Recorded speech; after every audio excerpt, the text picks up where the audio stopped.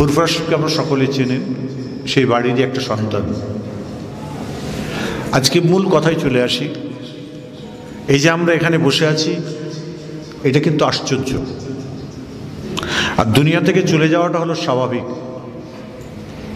আল্লাহ পাক কোরআনের মধ্যে বলেই দিয়েছে, বিসমিল্লাহির রহমানির রহিম, কুল্লু নাফসিন যায়িকাতুল মউত, মউত বারহাক। আমরা কেউ 25 বছর বেঁচে আসি, কেউ 40 বছর, কেউ 70 বছর, কেউ 50 বছর, 55 বছর। এই যে হায়াতে রেখেছেন, এটা আল্লাহ পাকের দরবারে কোটি কোটি শুকর আদায় করবেন প্রত্যেক দিন রাত্রির শোবার আগে। মসজিদে বসে আছেন, তারই জন্য একটু তালিমের কথা বলে যাচ্ছি। আল্লাহর শুকর আদায় করে বলবেন, আল্লাহ আপনি আমাকে সারাদিন কাজ করিয়েছেন, কর্মজীবন করিয়েছেন। আল্লাহ আপনার ইবাদত বন্দেগী করেছি, নামাজ আদায় করেছি। আল্লাহ তোমার দরবার যেটুকু যা কিছু দিয়েছেন, আল্লাহ তোমার দরবার কোটি কোটি শুকর আদায় করি। আল্লাহ বলে, ফেরেশতারা দেখ, আমার যে বান্দা সারাদিন এত কষ্ট করার পরেও আমার কাছে নত স্বীকার করে আমার কাছে শুকরিয়া করছে, যাও ওই বান্দার জানা অজানা গুনাহগুলোকে আমি আল্লাহ মাফ করে দিলাম।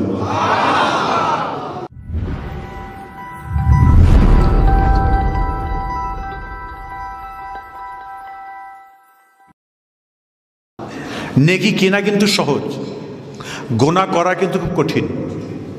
নেকি করার জন্য যদি আপনি নিয়ত করে রাখেন যে আগামীকালকে ফজর থেকে নামাজ আদায় করব, আপনার নেকি শুরু হয়ে গেল।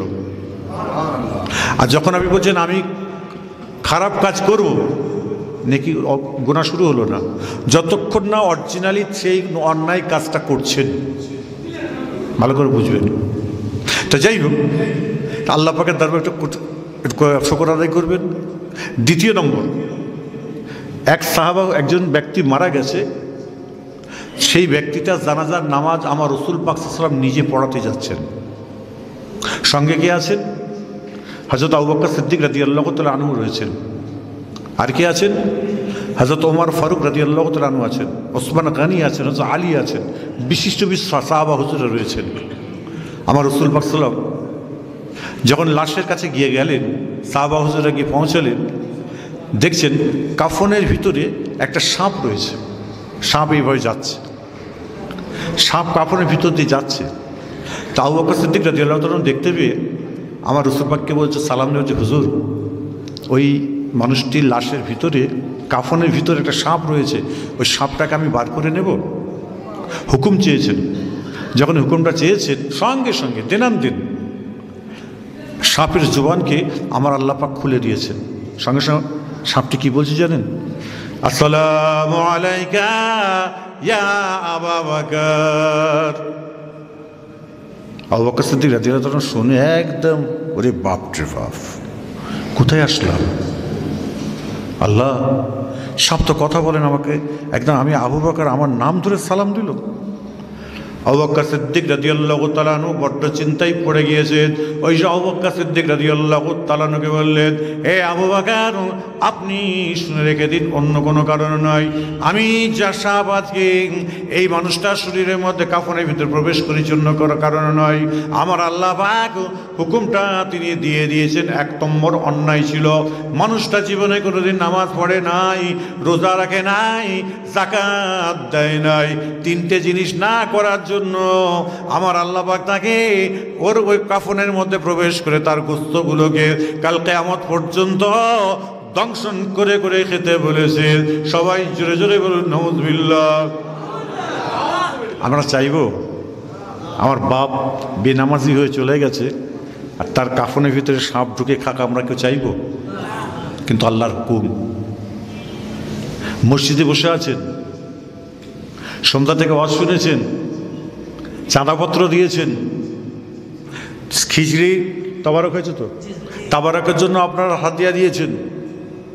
এবার আপনারা নিজের মাথায় হাত দিয়ে শাহজাদপুর টাউনের ভাইয়েরা যারা বসে আছেন, আমি তাদের দৃষ্টি আকর্ষণ করছি, আপনাদের নিজের ব্রেন, আল্লাহ পাক বুদ্ধি সব দিয়েছে, কোনভাবে কিভাবে চললে আল্লাহকে পাওয়া যাবে সেই কাজ করুন। মুখে ইনশাল্লাহ বললে হবে না, আগামীকাল থেকে শুরু করতে হবে নামাজ। 2 নম্বর রোজা, 3 নম্বর জাকাত। এবার আসুন, জাকাত আপনার নেই, আপনার স্ত্রীর জাকাত আছে, জাকাতটা কে দেবে? জোরে বলবেন কিন্তু। আমি প্রত্যেককে প্রশ্ন করেছি, মুখ বন্ধ থাকলে আমি কিন্তু জলসা বন্ধ করে দেবো। এটা আওয়াজ দিয়ে বলবেন। আমার কথা কার অসুবিধা হচ্ছে? যদি অসুবিধা যদি না হয় তাহলে আমাকে উত্তর দেন। স্ত্রীর জাকাত আছে, স্বামীর জাকাত নেই। এখন সেই জাকাত টাকাটা কে দেবে? স্ত্রী দেবে না স্বামী দেবে? জোরে বলেন। স্বামী দেবে। স্বামী হয়নি, হয় যখনই না বললাম হয়নি তখন বলছি স্ত্রী দেবে। স্বামী, সবার একমত? স্ত্রীর দায়িত্ব স্বামীর। বলছি আসছি, আপনাদের খবর কি? সব একমত? স্ত্রী দেবে, স্বামী দেবে, তাই তো? না, যার জাকাত তাকে দিতে হবে। স্ত্রীর জাকাত আছে, আপনি আপনার স্ত্রীর টাকাটাকে গচ্ছিত করে রেখেছে, অথবা গহনাগাটি গচ্ছিতভাবে রেখেছে। আল্লাহ পাক বলছে, এই তুমি এটাকে রোমিং করো, তুমি ওর থেকে ব্যবসা করো, বাণিজ্য করো, তুমি এক জায়গায় রেখে দিয়েছো কেন? এখান থেকে তুমি জাকাত বার করো। স্বামীর উপরে অজেব নয়, সুন্নত অজেব নয়, কিচ্ছু নয়। দিলে ভালো, না দিলে কোনো গুনাহ নেই। ওটা স্বামী তো তার মালিক নয়। হ্যাঁ, এবার আসুন, ওই জাকাত কিন্তু আপনি ফাঁকি মারতে পারবেন। কেমন করে? স্ত্রীর কাছে জাকাতের টাকাটা রয়েছে বা ওই সমতুল্য সোনাটা রয়েছে, এমন সময় 365 দিন হবার পরে তবেই কিন্তু জাকাত হবে। জাকাত আপনার তো কমপ্লিট হবে। 364 দিনের মাথায় আপনার স্ত্রী যদি বলে, হ্যাঁ আমার প্রাণের স্বামী, আপনাকে এই আমার টাকা, আমার এই জাকাতের গহনাগাটি, আমার নিজের গহনাগাটি বা এই টাকা আপনাকে মালিক করে দিলাম, আর জাকাত দিতে হবে না। আবার 364 দিনের মাথায় স্বামী যদি বলে, আমার প্রাণের স্ত্রী, তোমাকে এটা দিয়ে দিলাম, তোমাকে মালিক করে দিলাম, জাকাত দেওয়া হবে না। এটা হলো গরিবকে ফাঁকি দেওয়ার, এটা হলো মশলা। কথা বোঝা গেছে? গরিবকে ফাঁকি মারার জন্য এই মশলা। খবরদার নয়, যার জাকাত তাকে দিতে হবে। এই বলছিল না যে স্ত্রীকে দিতে হবে, স্বামীকে দিতে হবে, স্বামী তার অধীনে আছে। হ্যাঁ, কোনো স্ত্রীকে যদি তার স্বামী, মসজিদ বলে অনেক কথা বলা যায় না, আপনারা বুঝে নেবেন। পাতি হারাম, এখানে আলেম ওলামারা আছেন, বুঝতে পারবেন। পাতি কথাটা খুব নিকৃষ্ট জিনিস। পাতি হারাম, ওই সমতুল্য টাকা যদি, মানে সব থেকে হারাম টাকা এনে যদি তার স্ত্রীকে, যদি স্বামী যদি খাওয়ায়, স্বামীর খাওয়ার, স্ত্রীর খাওয়াটা হলো হালাল, আর তার বাচ্চা কাচ্চাগুলোর খাওয়া হলো হারাম। মশলাটা বোঝা গেছে? কথাটা বুঝতে পারছেন? সব থেকে বাজে টাকা এনে আপনার স্ত্রীকে খাওয়াবেন, স্ত্রীর খাওয়াটা জায়েজ, আর আপনার বাচ্চা কাচ্চার খাওয়াগুলো কিন্তু হারাম। কিন্তু আপনারই পয়দায়েশ, আপনার স্ত্রীর পেটের মধ্যেই বাচ্চা ছিল, সেই বাচ্চাকে আল্লাহ বলছে হারাম খাও, তোমার জন্য হারাম। তার শরীয়তটা কোন জায়গায় আছে, ইসলামটা কোন জায়গায় দাঁড়িয়ে আছে, আপনার আমার বোঝার অবকাশ কিছু নেই। একটুখানি আপনারা কারবার করেন, ব্যবসা করেন, সব করেন, একটু ব্রেনটা যদি একটু খাটিয়ে নেন না, আল্লাহ বলে, যাও তোমাদের ঘরে রুজি রোজগারও বরকত দিলাম, আমি আল্লাহ তোমাদের ঘরে জান্নাতি বলে কবুল করে নিলাম। আরেকবার যদি বলেন, নিজেরা তৈরি হন, আপনি আল্লাহর হয়ে যান। আজকে বলুন, আপনি যখন আপনার বন্ধুবান্ধব অনেক, আপনি হঠাৎ করে অসুস্থ, আপনি দোকানে আসছেন না, বা আপনি মকামে আসছেন যাচ্ছেন না, ফোন করে খবর নেয় না? এই জুড়ে বলুন। এমন সময় খুব ক্লোজ বন্ধু হলে বাড়িতে চলে যান, হ্যাঁ রে ভাই তুই কেমন আছিস? এখন বলুন, ওই বন্ধু যখন কবরে চলে যাবে তখন বলবেন কি, হ্যাঁ আমরা সন্ধ্যের সময় তো ওর দোকানে গিয়ে 1 ঘন্টা করে একটু কথাবার্তা বলতাম, চা পানি খেতাম, চল ওর কবরের পাশে গিয়ে একটু আধা ঘন্টা বসে আসি। কে বসতে যাবে? জোরে বলুন। যদি আপনার কবরে যদি কেউ না পাশে বসতে যায়, তাহলে আপনি কার সঙ্গে বন্ধুত্ব করছেন? যে আপনার সঙ্গে থাকবে, আল্লাহর সঙ্গে বন্ধুত্ব করবেন, আল্লাহ আপনাকে জান্নাতি বলে কবুল করে নেবেন। আরেকবার যদি বলা যাবে না? আরেকটু আনন্দের সঙ্গে যদি বলা যাবে না? একটু ভালো মনের মানুষ হন, আপনি আল্লাহর হয়ে যান। আল্লাহ বলছে, বান্দা আমি তোমাদের হয়ে যাব, ঠিকভাবে সঠিকভাবে চলি। আল্লাহ নবীর দরবার শরীফে কথা বলতে গিয়ে বুখারী শরীফ হাদিসের মধ্যে পাওয়া যায়, আমার নবী আপনার নবী দয়ার নবী হুজুর আকরাম সাল্লাল্লাহু আলাইহি ওয়াসাল্লাম যখন দুনিয়ার তাশরীফ নিয়েছিলেন, এমন সময় কিছুদিন পরে একটা জঙ্গলের গাছ আমার আল্লাহ পাকের দরবারে হাত তুলে বলেছিলেন, আয় আমার আল্লাহ, আমার পরওয়ারদিগার বেনিয়াজ, আপনার আখিরি নবী মুহাম্মদ রাসূল পাক সাল্লাল্লাহু আলাইহি ওয়াসাল্লামকে আপনি দুনিয়ায় পাঠিয়েছেন, কিন্তু এই আমার আখিরি নবীকে আমি তো যে জঙ্গলের মধ্যে আমি আছি, আমার রাসূলকে তো আমি দেখতে পাবো না, আমি কোনোদিন দেখতে পাবো না। আয় আমার আল্লাহ, আপনার আমার কি নসিব হবে কি একটু বলুন। সঙ্গে সঙ্গে আমার আল্লাহ পাক পরওয়ারদিগার বেনিয়াজ তিনি কোনো উত্তর দেয়নি। ওই গাছের কথা শুনে এমন সময় জঙ্গল দিয়ে আমার নবী আপনার নবী দয়ার নবী একদিন আসছিলেন, এমন সময় ওই গাছের কিছুটা দূরে এসে ওই আপনার একটা গাছে হেলান দিয়ে ঠেক দিয়ে বসে আরাম করছেন, চোখটা বন্ধ করে আছেন। সঙ্গে আল্লাহ নবীর সাহাবা আবু জাবের রাদিয়াল্লাহু তাআলা তিনি রয়েছেন। এমন সময় জাবের তিনি নিজের চামড়ার চোখে দেখতে পাচ্ছেন একটা গাছ মাটি ফেরে আল্লাহ নবীর কাছে এসেছেন। আমার রাসূল পাকের কাছে এসে এমন সালাম দিয়ে আমার রাসূলকে সালাম দিয়ে কদম বুঝি করে আবার গাছটা মাটি ফেরে চলে যায়। আল্লাহ নবীর কিছুক্ষণ পর যখন চোখটাও খুলেছে, ওই সাহাবা জাবের বলেন, ইয়া রাসূলুল্লাহ, ইয়া হাবিবাল্লাহ, হুজুর আপনি চোখটা বন্ধ করে আরাম করছেন একটা জঙ্গলের গাছ, এমন সময় সে মাটি ফেরে এসে আপনাকে সালাম দিয়ে কদম বুঝি করে চলে গেল। আল্লাহ নবী বললেন, এই সাহাবা তুমি শুনে রেখে দাও, অন্য কোনো কারণ নয়, আজকে শুনে রেখে দাও, ওই গাছটি আমার আল্লাহ পাকের দরবার শরীফে ওই মানুষ ওই গাছটি আল্লাহ পাকের দরবারে ফরিয়াদ করেছিল আমার সাক্ষাতের জন্য। এমন সময় রাস্তা দিয়ে আসছি, এমন সময় ওই গাছটি আমাকে সালাম দিয়ে কদম বুঝিটা করে নিয়ে চলে গেল। আরেকটু জোরে বলা যাবে না? আচ্ছা, আমাকে কদম বুঝি করলো, সালাম দিয়ে চলে গেল একটা গাছ। আপনি একটা গাছ রাখেন, মদিনা শরীফে যারা গেছেন, উস্তুনে হানানা শুকনো খেজুর গাছের খুঁটি এখনো পর্যন্ত করে আল্লাহ রাসূলকে বলেছিলেন, হুজুর আপনি আমাকে ঠেক দিয়ে বসতেন না। আল্লাহ রাসূল যখন মসজিদে নববীর মেম্বার যখন তৈরি করার পূর্বে একটা খেজুর গাছের খুঁটি ছিল, সেই খুঁটিটার উপরে হেলান দিয়ে আল্লাহ রাসূল বসতেন, আরাম করতেন। তেমন সময় আল্লাহ রাসূলের সোনার চেহারা থেকে সুগন্ধ বেরোতো, সে সুগন্ধগুলোকে ওই খেজুর গাছের খুঁটিটা নিত। যখন তৈরি হয়ে গেছে পাকাপোক্ত, বলছে এই তাহলে এক কাজ কর, একে সরিয়ে দেওয়া হোক। সাহাবারা সরাতে গেছেন, দেখছে গুনগুন করে কাঁদছে, গুনগুন করে কাঁদছে। আমার নবী আপনার নবী দয়ার নবী দরবারে এমন সময় সাহাবারা এসে আমার রাসূলকে সালাম দিয়ে বললেন, ইয়া রাসূলুল্লাহ, আপনি আমাদের বেয়াদবি ক্ষমা করবেন, আজকে যে গাছটি আপনার কেউ খেজুর গাছের খুঁটিটাকে আপনি তুলতে বলছেন, ওই খেজুর গাছের খুঁটিটা গুন করে কাঁদছে। আমার নবী আপনার নবী দয়ার নবী সঙ্গে সঙ্গে বলে চলে যাই।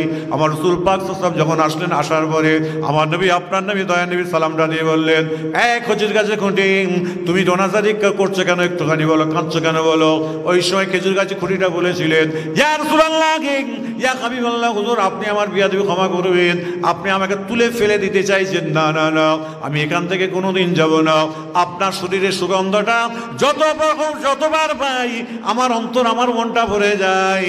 আমি আপনার সুগন্ধ থেকে আমি বিমুখ হতে পারবো না।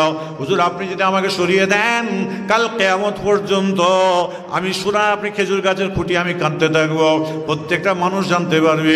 আমার নবী আপনার নবী দয়ার নবী সঙ্গে সঙ্গে বললেন, এই সাহাবারা, শুকনা খেজুর গাছের খুঁটিটা এই জায়গায় পাশে তুমি লাগিয়ে রেখে দাও, কাল কিয়ামত পর্যন্ত আমার পাশে রয়ে যাবি।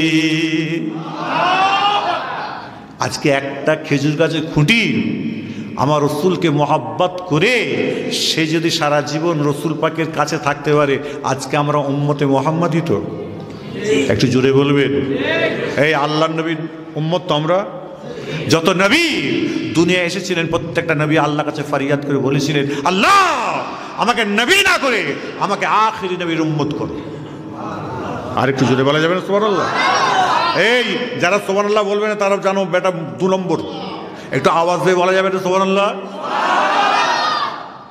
বলছে আল্লাহ আমাকে নবী না করে আখিরি নবীর উম্মত করো। তাহলে আমাদের নসিব, আমাদের তকদির বড় তো। এই জোরে বলুন। মসজিদে বসে আছেন, জোরে বলুন, নসিব বড় না? আমাদের নসিব বড়, তকদির বড়। কেন? আমরা আখিরি নবীর উম্মত। আল্লাহ যেন আমাদের সকলকে, যেন আমার রাসূল বলেছেন, আল্লাহর কাছে ফরিয়াদ করে বলেছে, আল্লাহ আমি একটা উম্মত যদি জাহান্নামে থাকে, আমি রসুল আমি জান্নাতে যাব না। আরেকবার জোরে বলা যাবে না সুবহানাল্লাহ? তাহলে খোদার কসমকে মাথায় হাত দিয়ে বলুন, আপনি আমার রসুলকে কেন কষ্ট দেবেন? আমার নবীকে কেন কষ্ট দেবেন? আপনি বলেন হুজুর কি করব? কি করব? যখন জোহরের নামাজ হবে, আজান হবে, আজান হয়ে যাওয়ার পরে নামাজ পড়ার কথা আমি বলছি না, অজু করবেন।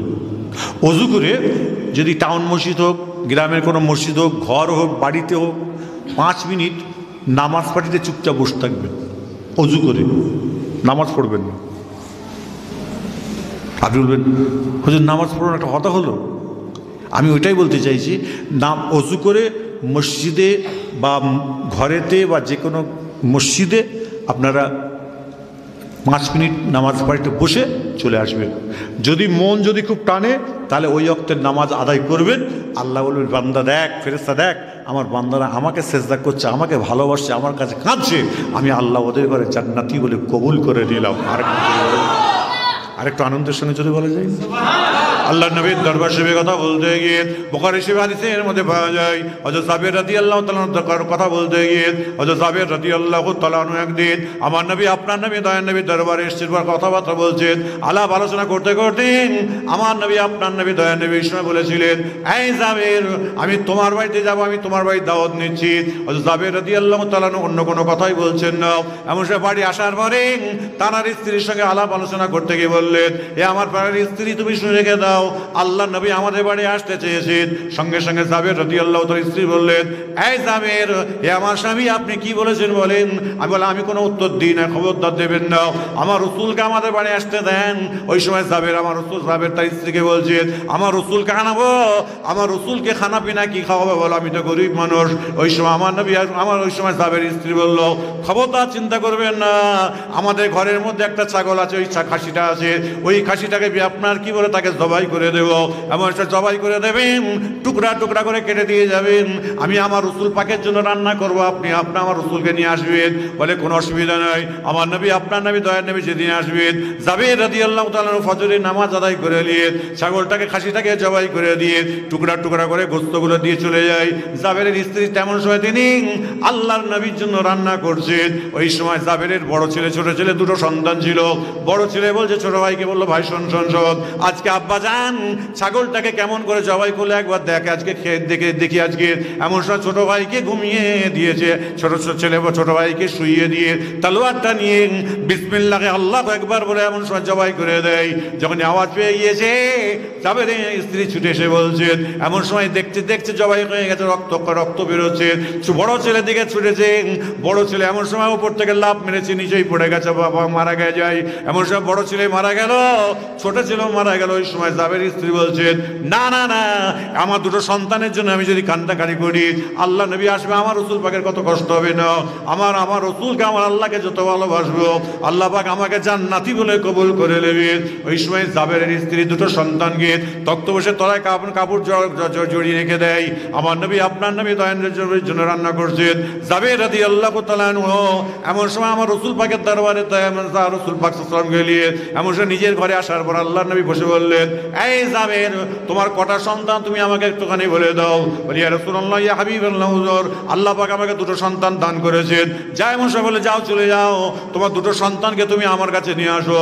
ওই সময় জাবের রাদিয়াল্লাহু তাআলা স্ত্রীর কাছে গিয়ে সালাম দিয়ে বললেন, এ আমার প্রাণের স্ত্রী, তুমি আজকে আমাকে একটু বলে দাও আমার দুটো সন্তান কোথায় আছে, আল্লাহ রাসূল ডাকছেন। ওই সময় জাবের স্ত্রীর সঙ্গে সঙ্গে বললেন, না না না, আপনার দুটো ছেলে ঘুমাচ্ছে, আরাম করছে, আল্লাহ নবীকে লুকিয়ে রাখছেন। আমার রসুল পাকের দরবারে গিয়ে এমন জাবের বলল, ইয়া রাসূলুল্লাহ, আমার দুটো সন্তান ঘুমাচ্ছে, আরাম করছে। আমার নবী আপনার নবী দয়া নেই বললেন, যাও চলে যাও চলে যাও, তোমার দুটো সন্তানকে তুমি ঘুম থেকে তুলে নিয়ে আসো। ওই সময় জাবেরের কাছে যখনই গেছে, জাবের স্ত্রীর কাছে গিয়ে জাবের বললেন, হে আমার প্রাণের স্ত্রী, তুমি আমাকে বলো কোথায় ঘুমাচ্ছে, আল্লাহ নবী ডাক দিয়েছেন। সঙ্গে সঙ্গে জাবেরের স্ত্রীর চোখ দিয়ে ঝরঝর করে পানি বার হয়। ওই সময় জাবের স্ত্রী যখন কাঁদছে, ওই সময় জাবের বললেন, মা ইউতি গে, এ আপনার আয়েশা আমার স্ত্রী তুমি কেন কাঁদছো বলো? কাঁদতে কাঁদতে বলছেন আপনার দুটো ছেলে দুনিয়ায় বেঁচে নাই, ইন্তেকাল করে গেছে। এমন সময় সাহাবীর কাঁদতে কাঁদতে আমার নবী, আপনার নবী, দয়ার নবী হুজুর আকরাম সাল্লাল্লাহু আলাইহি ওয়াসাল্লামের দরবার শরীফে চলে যায়। আল্লাহ নবীর দরবার শরীফে যাওয়ার পর আমার রাসূল পাকের সম্মুখে কাঁদছেন। আমার নবী, আপনার নবী, দয়ার নবী বললেন, এই জাবের তুমি কেন কাঁদছো বলে? ইয়া রাসূলুল্লাহ, আমার দুটো সন্তান আর দুনিয়ায় এসে নাই। সঙ্গে সঙ্গে আল্লাহ রাসূল বললেন, জাবের চলো চলো চলো, আমি তোমার দুটো সন্তানকে আমি চামড়ার চোখে দেখতে চাই। এমন সময় তক্তপোশের তলা থেকে যখন বার করেছে কচি বাচ্চা দুটোর মুখটা, এমন সময় আপনার গোল মুখগুলো টলটা আপনার মনে হচ্ছে ঘুমাচ্ছে। আমার নবী, আপনার নবী, দয়ার নবী আমার আল্লাহ পাকের দরবারে দুটো হাত তুলে বলেছিল, আমার আল্লাহ আপনি জিন্দাকে মুর্দা করতে পারেন, মুর্দাকে আল্লাহ তুমি জিন্দা করতে পারো। আমি রাসূলুল্লাহ আপনার দরবার শরীফে দুটো হাত তুলেছি, যদি আজকে আপনি জিন্দাকে যদি মুর্দাকে যদি জিন্দা না করে দেন, আমি জাবেরের বাড়িতে এক ঢোক পানি পর্যন্ত খাবো না। আল্লাহ তুমি আজকে জাবেরের দুটো সন্তানকে আল্লাহ তুমি জিন্দা করে দাও। আমার নবী, আপনার নবী, দয়ার নবী একবার দুবার তিনবার বলেছে। এমন সময় সুটান জাবেরের দুটো সন্তান আল্লাহ নবীর দিকে তাকিয়ে মোহাব্বতের সঙ্গে বলতে শুরু করে দেয়, আসসালাতু আসসালামু আলাইকা ইয়া রাসূলুল্লাহ।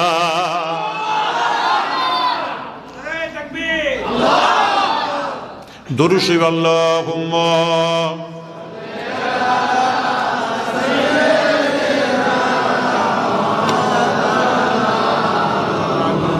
ওয়া আলা আলি সাইয়্যিদিনা। যদি রসুলের প্রতি ভালোবাসা রাখতে হয়, এই রকম মহব্বত ভালোবাসা রাখবেন, আল্লাহ কবুল করবেন। আর বাড়িতে গিয়ে কি করবেন? অন্য কিছু করার দরকার নেই।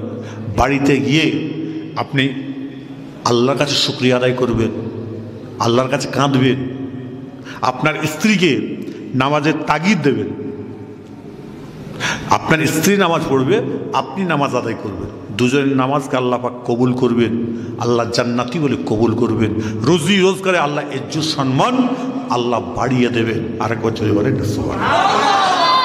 কাজের জন্য কমের জন্য বাইরে পড়ে থাকেন, রাত্রে যান, ঘরে গিয়ে অশান্তি হয়, অশান্তি নয়, হাসি মুখে কথা বলবেন।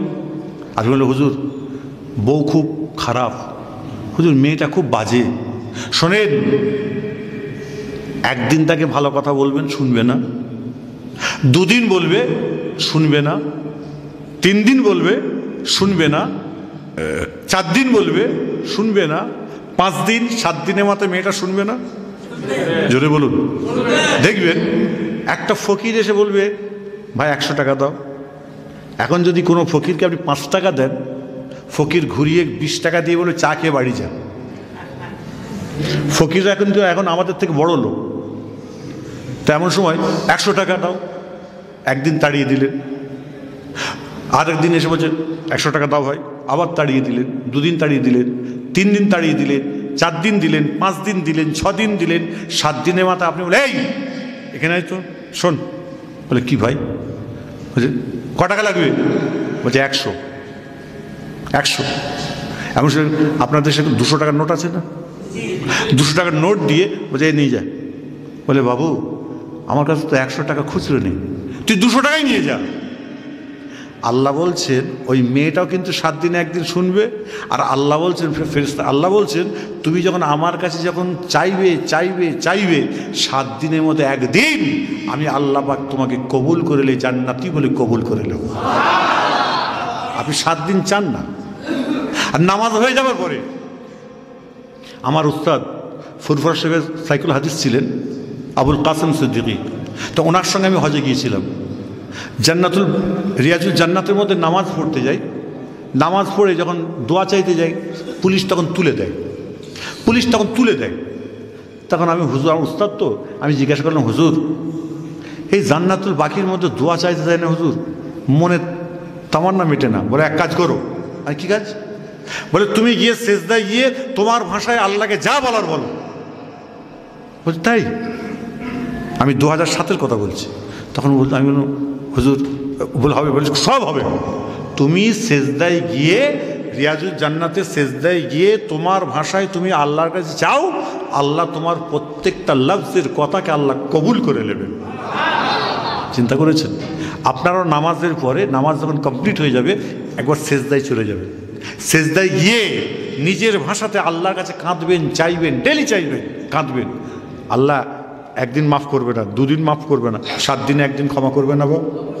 যদি করে আল্লাহ করেন, তিনি যদি আল্লাহ যদি আমাদের রহমান হয়, অবশ্যই আল্লাহ পাক করবেন। সেই নিয়ে অন্তরে গেঁথে শরীয়ত মেনে আজকে কাজী সাহেব কোরআন তেলাওয়াত করলো, আল্লাহু আকবার বললেন, সুবহানাল্লাহ বললেন, খুব ভালো লেগেছে। কিন্তু আজকে আপনাদের কাছে আমি একটা বার্তা দিয়ে যাচ্ছি, আপনার সন্তানকে এই রকম ছেলে তৈরি করুন। আপনি বলুন হুজুর গরিব মানুষ, গরিবরাই কিন্তু উঠে আসে। ভালো করে বুঝবেন আমার কথাটা, বড় লোক যারা আছে তারা কিন্তু খেপে যাবে। গরিবরাই কিন্তু ছোট থেকে উঠে আসে, আর বড় লোকদের ছেলেরা বড় লোকই চাল চালায়। কথা বুঝতে পারছেন না? তা গরিব যতই হন, এরকম কারি, এরকম হাফেজ, এরকম আলেম তৈরি করুন। এখন আপনি বলবেন হুজুর হাফেজ হয়ে গেলে হুজুর জ্ঞান শিক্ষায় শিক্ষিত করা যাবে না। ওরে খেপা, আপনার ছেলে একদিকে হাফেজ হবে, একদিকে উকিল হবে, একদিকে ব্যারিস্টার হবে, একদিকে ইঞ্জিনিয়ার হবে, হোক না। কোরআন সঙ্গে থাকবে, শরীয়ত সঙ্গে সঙ্গে থাকবে। কেন? স্কুলে যাবেন, স্কুলে যাবেন, মক্তব পড়াশোনা মক্তবে যাবেন, উস্তাদ সেরকম ধরে যদি সেই ছেলেটাকে যদি শরীয়তের শিক্ষা, কোরআনের শিক্ষা এবং কোরআনকে যদি আপনি সে যদি নিতে পারেন, তাকে স্কুলে পাঠান। আবার দেখবেন এখনকার মেয়েদের যখন বিয়ে দিচ্ছেন, বিয়ে দেওয়ার পরে 1 দিন 2 দিন 4 দিন 5 দিন 1-1.5 মাস 2 মাসের মধ্যেই দেখা যাচ্ছে কি জানেন তো, আপনার স্বামী স্ত্রী গণ্ডগোল অথবা শ্বশুর শাশুড়ি গণ্ডগোল হয়ে দুজনের দুটো সংসার হয়ে গেছে। আমার কথা বোঝা যাচ্ছে কি? এরকম আছে না বাপ? আছে না? আপনার মেয়েদের ঘরে শিক্ষা দিন। কোন শিক্ষা? বিয়ের আগে তাকে ট্রেনিং দিন, উপযুক্ত উস্তাদ খুঁজুন। আমাদের ইন্ডিয়ায় চলছে, আমাদের ইন্ডিয়া আমরা করি। আপনার মেয়েটার বিয়ে হওয়ার 6 মাস আগে একটা কোর্স আছে, স্বামী স্ত্রীর সঙ্গে ঝগড়া হবে না, তার হাদিস কোরআন আছে, তাকে বোঝাতে হবে। শাশুড়ির সঙ্গে বৌমার যেন সম্পর্ক ঠিক থাকে, তার একটা ট্রেনিং আছে। এমন সময় এখনকার বাজারে 100% বাড়িতে কিন্তু সুগার আছে না বাবা? সুগার আছে না? ইনসুলিন নিতে হয়। ওই মেয়েটি যখন, আপনার মেয়েটি শ্বশুরবাড়ি যখন যাবে, তার আগে তাকে ইনসুলিন নেওয়া শিখতে হবে, প্রেশার দেখা শিখতে হবে, পালস রেট দেখা শিখতে হবে। আর কিভাবে চলবে ওইগুলো যদি সঠিকভাবে যদি রাখতে পারে, দেখবেন আপনার বাড়িতে আপনি যে বৌমাকে নিয়ে যাবেন, আপনার ছেলে যদি কাউকে পছন্দ করে নিয়ে আসে, ওই মেয়ে যদি ভালো হয়, তাহলে কিন্তু জানবেন আপনার গ্রাম নয়, আপনার পরিবারটা একটা সুস্থ মস্তিষ্ক হয়ে গিয়ে আল্লাহ পাক তাদের ঘরে কবুল করে নেয়। আরেকবার যদি বলেন না সুবহানাল্লাহ। খবরদার, এই ট্রেনিংগুলো আপনার করাবেন, শরীয়ত মোতাবেক চলবেন, আল্লাহ পাক যেন কবুল করেন। রাত্রিটা অনেক হয়ে গেছে, আর আপনাদের আমি কষ্ট দেব না, ব্যথা দেব না। একবার উচ্চ আওয়াজে মোহাব্বতের সঙ্গে দরুদ শরীফ আল্লাহুম্মা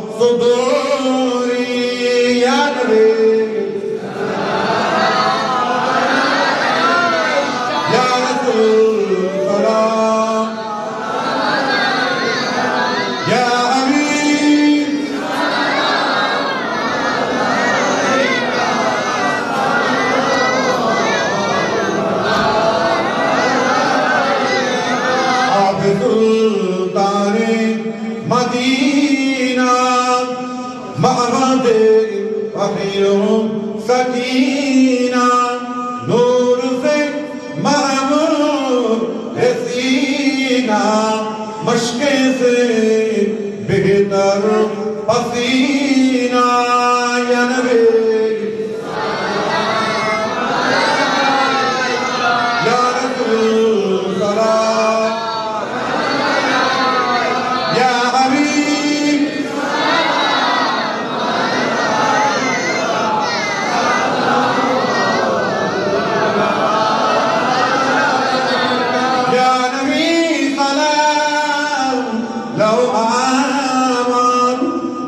হাবিব সালাম লাউ শামান ইয়া রাসূল সালাম লাউ জালফান মুরাজে সবাই গুনাহগার ইয়া নবী ইয়া রাসূল সালাম ইয়া হাবিব সালাওয়াতুল্লাহ আলাইকা ইয়া রাব্বি সাল্লাল্লাহু আলাইহি ওয়া সাল্লাম। সবাই বসে বসে।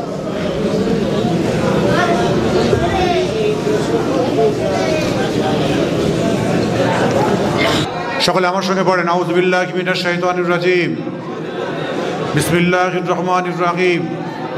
আয় আল্লাহ তাআলা, আমি তামাম গুনাহ হইতে তওবা করছি। আস্তাগফিরুল্লাহ রাব্বি মিন কুল্লি যামবিন ওয়া আতুবু ইলাইহি লা হাওলা ওয়ালা কুওয়াতা ইল্লা বিল্লাহ লা ইলাহা ইল্লাল্লাহ মুহাম্মাদুর রাসূলুল্লাহ সাল্লাল্লাহু আলাইহি ওয়াসাল্লাম। আল্লাহু আমিন। আল্লাহ পাক পরওয়ারদিগার বিনিয়াস আজ থেকে না বেশ কয়েকদিন ধরে অনেক কষ্ট মেহনত করেছে ভাইয়েরা আমার। সকলের কষ্ট মেহনতকে আল্লাহ আপনি কবুল করে নেন। আর এই টাউন মসজিদে জলসাকে আল্লাহ আপনি কবুল করবেন। আলেম ওলামারা ওয়াজ নসিহত করেছে, আপনি কবুল করবেন। আল্লাহ তেলাওয়াতে কোরআন শরীফ শোনা হয়েছে, কোরআন শরীফ পড়াকে আল্লাহ আপনি কবুল করে নেবেন। আল্লাহ আমাদের প্রত্যেকের মনের আশাগুলোকে কবুল করবেন। পাহাড় পাহাড় গুনাহ করে খোদা আপনার দরবার শরীফে দুটো হাত তুলে দিয়েছি। 5 ওয়াক্তের নামাজে দুটো হাত তুলতে পারি নাই, এই সময় দুটো হাত তুলে দিয়েছি। আপনি আমাদের জীবনের জিন্দেগির সমস্ত গুনাহগুলোকে আল্লাহ তুমি মাফ করে দাও। যদি কিছু সওয়াবের আয়াত করে থাকেন আমাদের সকলের নবী সকলের রাসূল আকায়ে নামদার তাজদারে মদিনা সরওয়ারে কায়নাত আহমদ মুস্তাফা সোনার মদিনা জমিন আরাম করছেন আমার হুজুর পাক সাল্লাল্লাহু আলাইহি ওয়াসাল্লামের রূহ মোবারকের সওয়াবটুকু পৌঁছে দিন। আমার রসুল পাকের পাশে হযরত আবু বকর সিদ্দিক, হযরত ওমর ফারুক, ওসমান গনি, আলী কারামাল্লাহু ওয়াজহু, আম্মাজান মা ফাতিমাতুজ জোহরা, ইমাম হাসান, ইমাম হুসাইন রাদিয়াল্লাহু তাআলা আনহুমার পাকের সওয়াবটুকু পৌঁছে দিন। জান্নাতুল বাকি, জান্নাতুল মুআল্লা, জঙ্গে বাদারের মধ্যে যত ইমাম হুজুর সাহাবা হুজুর আরাম করছেন সকল হুজুরদের রূহ মোবারকের সওয়াবটুকু পৌঁছে দিন। 4 তারিখার বিরাট বীর মাহবুব সুবহানী কুতুবে রব্বানী গৌসে সমদানি হযরত বড় বিশ্বহুজুর পাকের সওয়াবটুকু পৌঁছে দিন। খাজা মাইনুদ্দিন চিশতি আজমেরি হুজুর রূহ মোবারকের সওয়াবটুকু পৌঁছে দিন। 1000 বছরের মুজাদ্দিদ মুজাদ্দিদ আল ফিসানি হুজুর পাকের সওয়াবটুকু পৌঁছে দিন। হযরত মাসুম রব্বানী হুজুর পাকের সওয়াবটুকু পৌঁছে দিন। দিল্লি, বোম্বে, গুজরাট, আহমেদাবাদ, সারা হিন্দুস্তান এবং সারা বাংলাদেশের মধ্যে আল্লাহ যত ওলি আল্লাহগণ আরাম করছেন সকল ওলি আল্লাহগণের রূহ মোবারকের সওয়াবটুকু পৌঁছে দিন। খাস করে ফুরফুরাশি মুজাদ্দিদ জামান আমিরুশ শরিয়ত আলা হযরত পীর আমার দাদা হুজুর কেবলা রূহ মোবারকের সওয়াবটুকু পৌঁছে দিন। তানার 5 ওলিয়ার টুকরো আমার বড় দাদাজান, মৃত দাদাজান, সেজো দাদাজান, দাদাজান, ছোট দাদাজানের রূহ মোবারকের সওয়াবটুকু পৌঁছে দিন। আমার বেটি আম্মা, দাদি আম্মা, ফুফা আম্মাগণ, চাচাজানগণ, আমার আব্বাজানের রূহ মোবারকের সওয়াবটুকু পৌঁছে দিন। খাস করে আমরা যত এখানে হাত তুলেছি অনেকের আব্বাজান দুনিয়া থেকে বিদায় নিয়েছেন। যখন ছেলেরা যখন আব্বা আব্বা বলে ডাক দেয়, বলে আজকে যদি আমার আব্বাজান দুনিয়ায় বেঁচে থাকতো আমি একবার আব্বাজান বলে ডাক দিতাম। বাপের লাশখানা রাখা রয়েছে, চাচা এসে বলে ছেলে মেয়েরা তোমরা জানবরে দেখে নাও, তোমার আব্বাজানকে জানাজায় নিয়ে চলে যাওয়া হবে। ওই সময় ছেলে মেয়েগুলো কাঁদতে কাঁদতে বলে চাচা আমরা বাপ বলে কাকে ডাকবো? বলে বেটা তোরা আমাকে বাপ বলে ডাকবি। বলে দুধের স্বাদ কোনোদিন ঘোলে মিটে যায় না। আল্লাহ তোমার দরবারে হাত তুলে দোয়া চাই আমার বাপেদের কবরের উত্তম মঞ্জিল কবরের সওয়াল জবাবগুলোকে আল্লাহ তুমি হালকা করে দাও। অনেকের আম্মা জান দুনিয়া থেকে বিদায় নিয়েছেন, যখন ছেলে মেয়েরা মা মা বলে ডাকে তখন মনে মনে হয় আজকে যদি মা যদি দুনিয়ায় থাকতো আমি একবার আম্মা জান বলে ডাক দিতাম। সেই মা আজকে কবরের মানুষ হয়ে গেছে, লাশখানা রাখা রয়েছে। খালাম্মা এসে বলছেন এই ছেলে মেয়েরা তোমরা জানবরে দেখে নাও, তোমার আম্মা জানকে জানাজাই পাঠিয়ে দেওয়া হবে। বলে খালা আমরা মা বলে কাকে ডাকবো? বলে তোরা আমাকে মা বলে ডাকবি। বলে দুধের স্বাদ ঘোলে মিটে যায় না আল্লাহ গো, আমার মায়ের প্রথম মঞ্জিল কবরের সওয়াল জবাবগুলোকে আল্লাহ তুমি হালকা করে দাও। আমাদের প্রত্যেকের দাদা দাদি নানা নানি মাই মুরব্বীগণ যারা কবরের মানুষ হয়ে গেছেন আল্লাহ তানাদের রূহ মোবারকের সওয়াবটুকু পৌঁছে দিন। খাস করে আল্লাহ যারা আজ আমার পূর্বে আলেম ওলামার হাতে আজকে জলসাতে বসে আল্লাহ মসজিদে জলসায় বসে দান খায়রাত করেছেন, ওয়াজ নসিহত শুনেছেন, কোরআন তেলাওয়াত শুনেছেন, আল্লাহ শ্রবণ করাকে আমাদের নাজাতের ওসিলাটুকু বানিয়ে দিন। যে যা কারবার করে কারবারে উন্নতি দান করুন, যে যা ব্যবসা করে ব্যবসায় উন্নতি দান করুন আল্লাহ, যে যা চাকরি করে চাকরিতে উন্নতি দান করুন। বেকার সমস্যাকে আল্লাহ তুমি দূর করে দাও। খাস করে আল্লাহ এই জায়গায় যত ভাইরা কাজ কারবারের জন্য আসে, সেই সব এলাকায় যত কর্মস্থান আছে, সকল কবরবাসীদের কবরের আযাবকে আল্লাহ তুমি মাফ করে দাও। কবরকে আল্লাহ আপনি জান্নাতের হাওয়াগুলোকে আল্লাহ তুমি বইয়ে বইয়ে দাও। খাস করে এই মসজিদের মুসল্লি ইমাম মুয়াজ্জিনকে, কমিটির ভাইজানদের সকলকে আল্লাহ তুমি কবুল করে নাও। আল্লাহ দূরান্ত থেকে ভাইরা এসছেন, সেই সব এলাকায় যত কর্মস্থানে কবরবাসীরা শুয়ে আছেন, সকল কবরবাসীদের রূহ মোবারকের সওয়াবটুকু পৌঁছে দিন আল্লাহ। খাস করে আমরা সব ভাইয়েরা সফরের মধ্যে আছি, আল্লাহ আমাদের সফরকে আল্লাহ আপনি আমাদের সুস্থভাবে করার তৌফিক দান করুন, আবার সুস্থভাবে যে যার গন্তব্যস্থলে পৌঁছাবার তৌফিক দান করুন। সকলের কিসমতকে আল্লাহ আপনি বড় করবেন, সকলের নসিবকে আল্লাহ আপনি বড় করবেন, সকলের রুজি রোজগারে বরকত দান করুন, হায়াতকে দারাজ করবেন আল্লাহ। বেশি বেশি করে আল্লাহ আপনার ইবাদত করার তৌফিক দান করুন আল্লাহ। আপনি আমাদের যেদিন মহৎ দেবেন, জুম্মার দিনে মহৎ দেবেন আল্লাহ, যখন মহৎ দেবেন রমজান মাসে মহৎ দেবেন, মহতের আগে দিদারে কাবা শরীফ, দিদারে মদিনা শরীফ না যাওয়া পর্যন্ত আপনি আমাদের কারোর মহৎ দেবেন না আল্লাহ। তোমার বাইতুল্লাহ ঘরে গেলে যেতে গেলে মাথায় টুপি পড়তে হয় না, পেহরাম পড়তে হয়, কাফন পড়তে হয় আল্লাহ। তোমার কাছে আপনার দরবারে হাত তুলেছি আল্লাহ, মাঝে মাঝে মাঝে মাঝে স্বপ্নের মাধ্যমে কাফন পরি আপনার ঘরটাকে তওয়াফ করার তৌফিকটুকু দান করে দিন। আমার রাসূল পাকের সোনার রওজা পাকে সালাম দেওয়ার তৌফিকটুকু দান করে দিন। আমার রাসূল পাক সাল্লাল্লাহু আলাইহি ওয়াসাল্লামের সোনার জালি মোবারক দিয়ে আমার রাসূল পাকের জিয়ারতকে আল্লাহ তুমি নসিব করে দিন আল্লাহ। আপনি যদি নসিব না করেন কোথা থেকে হবে আল্লাহ? আপনি আমাদের কবুল করে নিন আল্লাহ। যদি না কবুল করেন কোথায় আমরা যাব আল্লাহ? আমরা উম্মতে মুহাম্মাদি আমাদের জীবনের জিন্দেগির সমস্ত গুনাহগুলোকে ক্ষমা করে দিন আল্লাহ। 100 বার অন্যায় করেছি, আপনি মাফ করে দিন। রব্বানা আতিনা ফিদ দুনিয়া হাসানাতাও ওয়া ফিল আখিরাতি হাসানাতাও ওয়া কিনা আযাবান নার। রব্বানা তাকাব্বাল মিন্না ইন্নাকা আনতাস সামিউল আলিম ওয়া তুব আলাইনা ইন্নাকা আনতাত তাওয়াবুর রহিম। রব্বানা ফাগফির লানা যুনুবানা ওয়া কাফির আন্না সাইয়্যাতিনা ওয়া তাআফানা মাআল আবরার। রব্বিরহামহুমা কামা রাব্বায়ানি সাগীরা ওয়া কুল রব্বিরহামহুমা কামা রাব্বায়ানি সাগীরা। লা তাকনাতু বিরহমাতিল্লাহ ইন্নাল্লাহা ইয়াগফিরু যুনুবা জামিয়া ইন্নাহু হুয়াল গফুরুর রহিম। বিরহমাতিকা ইয়া আরহামার রাহিমিন। আমিন সুম্মা আমিন।